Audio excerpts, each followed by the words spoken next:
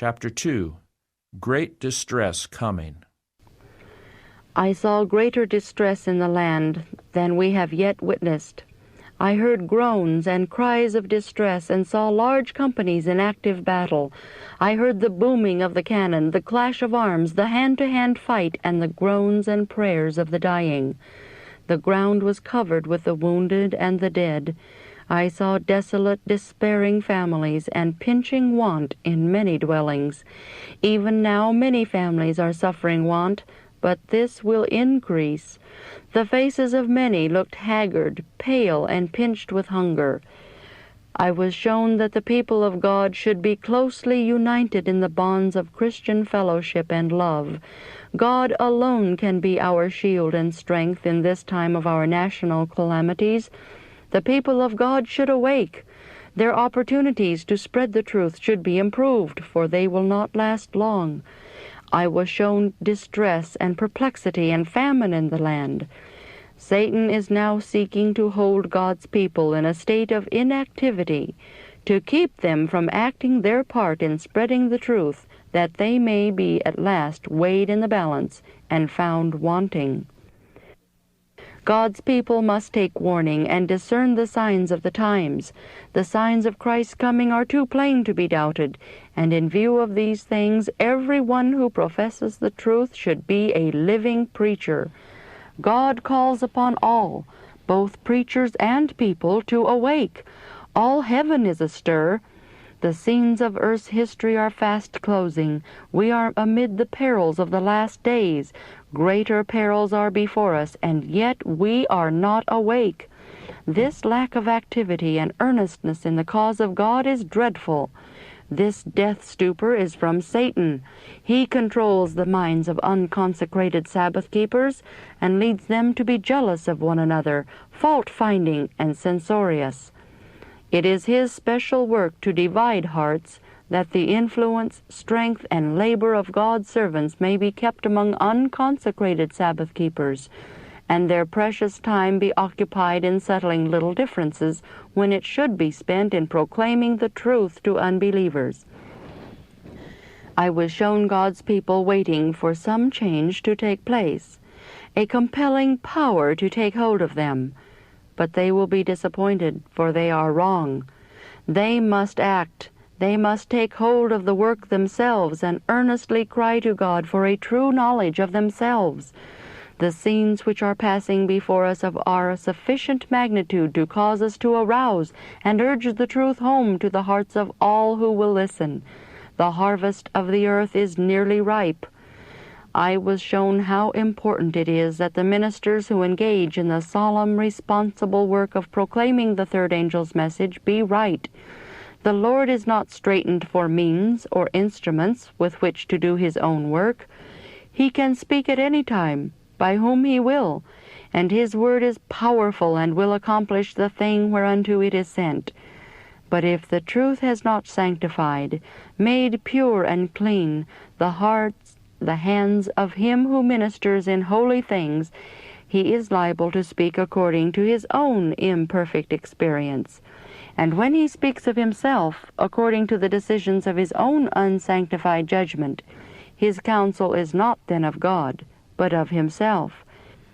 As he that is called of God is called to be holy, so he that is approved and set apart of men must give evidence of his holy calling, and show forth in his heavenly conversation and conduct that he is faithful to him who hath called him. There are fearful woes for those who preach the truth, but are not sanctified by it, and also for those who consent to receive and maintain the unsanctified to minister to them in word and doctrine. I am alarmed for the people of God who profess to believe solemn, important truth, for I know that many of them are not converted nor sanctified through it. Men can hear and acknowledge the whole truth, and yet know nothing of the power of godliness. All who preach the truth will not themselves be saved by it. Said the angel, "Be ye clean that bear the vessels of the Lord." The time has come when those who choose the Lord for their present and future portion must trust in him alone. Everyone professing godliness must have an experience of his own. The recording angel is making a faithful record of the words and acts of God's people. Angels are watching the development of character and weighing moral truth and worth. Those who profess to believe the truth should be right themselves and exert all their influence to enlighten and win others to the truth. Their words and works are the channel through which the pure principles of truth and holiness are conveyed to the world. They are the salt of the earth and the light thereof. I saw that in looking heavenward we shall see light and peace, but in looking to the world we shall see that every refuge must soon fail us and every good soon pass away. There is no help for us but in God. In this state of earth's confusion we can be composed, strong, or safe only in the strength of living faith. Nor can we be at peace only as we rest in God and wait for His salvation. Greater light shines upon us than shone upon our fathers.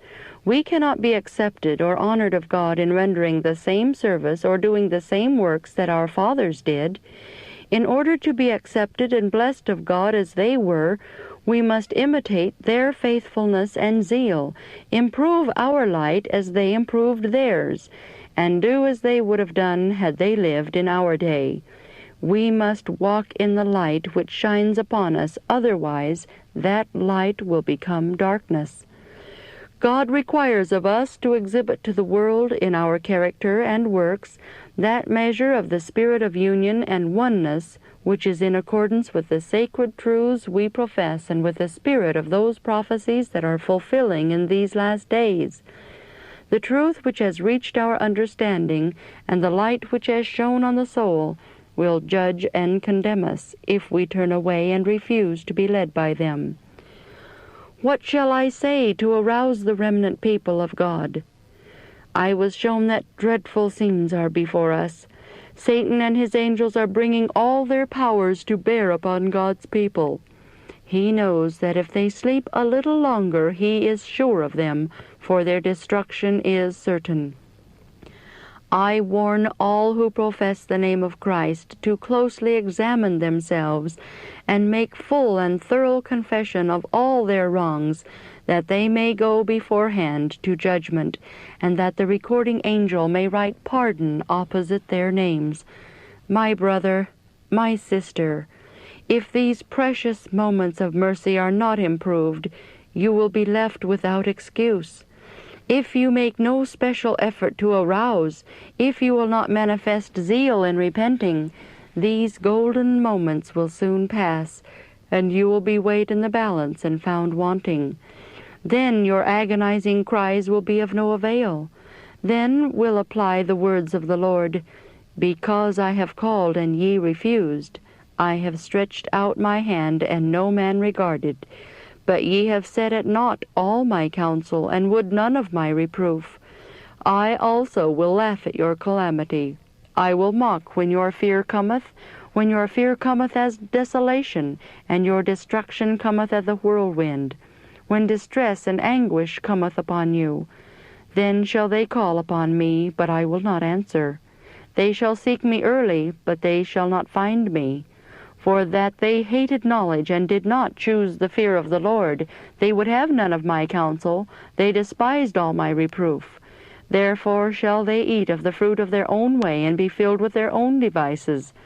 For the turning away of the simple shall slay them, and the prosperity of fools shall destroy them. But whosoever hearkeneth unto me shall dwell safely, and shall be quiet from fear of evil."